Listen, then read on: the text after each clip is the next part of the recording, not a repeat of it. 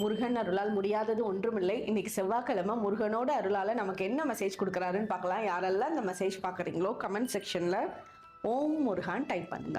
உங்களோட வீட்டில் இருந்தபடியே காலையில் நீங்கள் எந்திரிச்ச உடனே பழனி முருகனை ஆண்டி கோலத்தில் உங்களோட மனசில் நினச்சி இல்லை ஃபோனில் ஃபோட்டோ பார்த்து உங்களோட வீட்டில் ஃபோட்டோ வச்சு அவருக்கு ஒரு விளக்கேற்றி உங்களுக்கு என்னெல்லாம் கவலைகள் இருக்கோ என்னெல்லாம் நடக்கணும்னு நினைக்கிறீங்களோ இதெல்லாம் எனக்கு ஒரு சொல்யூஷன் கிடைக்கணும்னு நினைக்கிறீங்களோ அதெல்லாம் அந்த காலை நேரத்தில் அவர்கிட்ட சொல்லி வேண்டுங்க.